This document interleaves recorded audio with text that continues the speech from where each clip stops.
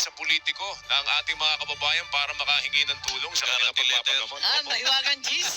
Aray ko po. Kala ko, gift certificate. Hindi na pala. GL na pala. Kaya ma'am, anong tingin nyo? Hindi, sa unang-una, syempre, mag-register tayo doon sa sinasabi ni Weng, yung e-consulta. Malaking bagay yun eh. Dahil over online, makakakonsulta ka ng doktor, may libreng check-up taon-taon, may ilang test na libre at bibigyan ka ng gamot. So, up to 1,700 pesos yata ang maibibigay doon. Kaya lang, ang dami nating reklamo sa PhilHealth. Naku po, ang case rate nila sa amin doon sa probinsya umabot ng 10 years. Tama ba yun? Ilang beses lang namatay yung pasyente, 10 years pa nag-iintay sa backlog. Matindi talaga. So, ang akin, matagal na namin pinapanukala at napasa na yung regional specialty hospitals. 2023 pa, naipasa na yan. Kaya lang, hanggang ngayon, wala pa nangyayari. Yung nanay ko kasi, yan ang pangarap. Siya nagpatayo ng heart center, ng ating lung center, kidney center, children's center, at yung gusto sana niya, maikalat yan sa iba't ibang probinsya para hindi na linilipad sa Maynila. Kaso wala pa. At sana, ang gawin na lang, Ilocano style talagang Filipino diskarte style, imbes na magpatayo pa ng bagong ospital, na specialty hospital sa sa bawat region, siguro mamili na lang yung pinakasikat o pinakamagaling na ospital doon, maglagay ng annex, tapos pondohan ng gobyerno, tapos itumbok doon sa medical college ng anumang SUC para tuloy-tuloy ang doktor, yun ang madalian para palagay ko. At syempre, yung preventive medicine, yung pa-check up. Pero ang preventive medicine, babalik na naman ako sa budget. Nako, hanggang ngayon hindi pa natin nabibigyan ang ating BHW, BNS, barangay population.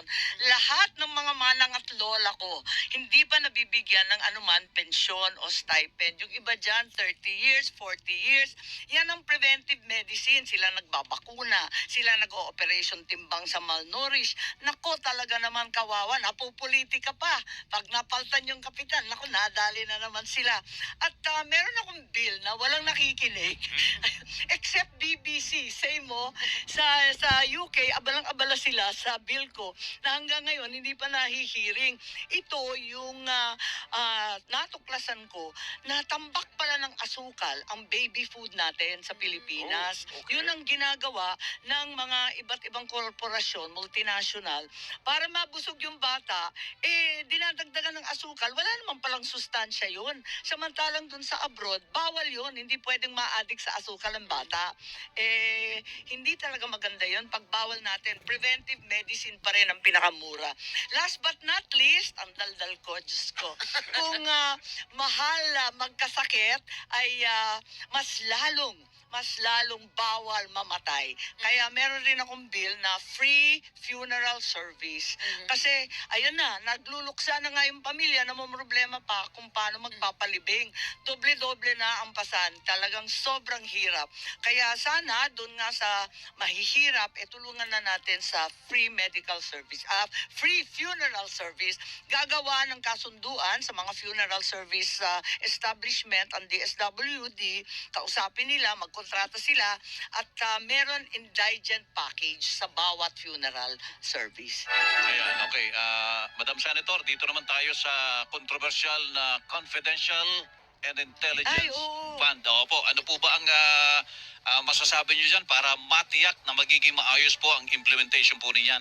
Yes, ang confidential fund, ang talagang inatasan ng ating saligang batas ay ang COA na magbusisi ng lahat ng pondo, confidential man, intelligence man, kung ano yan. Hanggang ngayon, di pa tapos yung pagbubusisi ng COA. Abangan natin sana yung report niyan. Pagkatapos, yung sa akin kasi, nakita naman natin yung Quadcom, kung talagang sapat na, marami naman sila naungkat, kung sapat na yung ebidensya, di ihain na sa korte kasi hindi naman kami prosecutorial hanggang in aid of legislation. At yan ang dapat tignan. Kung in aid of legislation, baguhin ba natin? Kasi napakaraming ahensya, may intelligence at confidential fund. Nagtataka ako. Samantalang yung iba, katulad yung DFA, may intelligence fund yan dati confidential para sagipin yung mga inaaping OFW natin. Isipin mo, tinanggal. Ngayon, paano i-rescue yung ating mga OFW na binubugbog, inaapi, tapos ilalagay sa safe house, wala na silang pondo para doon. Kaya ako nangangamba. Kaya siguro panahon ng tignan. Sino ang may confidential fund? Karapat-dapat ba?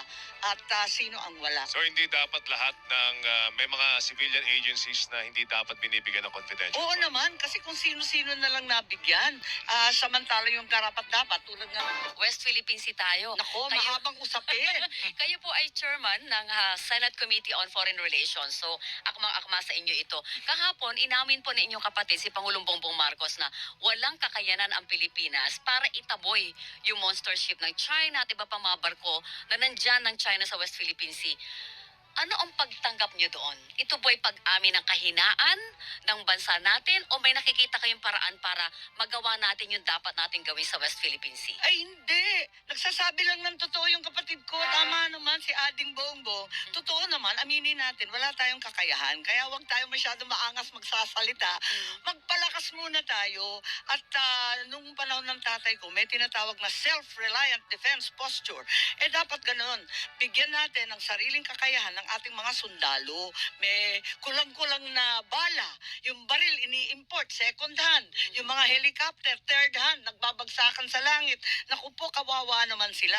Nung dati, nung dekada 70, meron tayong mga defense manufacturing. Dito ginagawa yung mga baril. Hanggang ngayon nga, nag-e-export. Dito ginagawa pati yung mga patrol boat. Nag-e-export tayo ng mga mini cruiser. Lahat kami natuto mag-drive dyan sa mini cruiser na yan. Ine-export pa yan. Pati yung mga Jiffy boat, kung ano-ano talagang ginagawa. Umabot pa nga sa panahon na meron ng Filipino missile. At ang tawag pa nga, Bongbong missile nung panahon na yun. Ngayon, ngayon, wala na. Nawala. Wala na lahat yung ating kakayahan na mag-manufacture o magsarili. Importante yun kasi kahit ilan pa ang kaalyado mo, may hangganan yan. Ang Pilipino pa rin ang magtatanggol ng Pilipinas. At isa pa, yung ating AFP modernization budget. Naku, tinapyasan na naman sa 2025, tinanggalan na naman ng 15 billion. Naku, sabi ko, seryoso ba tayo? Hindi ba tayo natatakot? Yun ang problema. Tapos, makipagpulong tayo, hindi naman tayo solo claimant dyan sa West Philippine Sea. Ipulong natin yung iba, yung mga Vietnam, Indonesia, magkaisa tayo para nagdadialogo. At syempre, mga kaalyado nating mga malalakas, US, ang Australia, tapos na, katatapos lang namin, ako nagpasimuno at nag-sponsor dyan sa Japanese.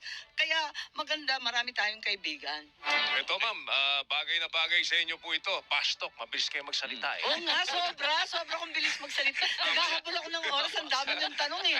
Nakikita ko yung mga papel niyo, kapal-kapal eh. Mamaya ipapasto ka namin ha. Babalikan natin si Senator Amy Hinga Marcos. muna tayo.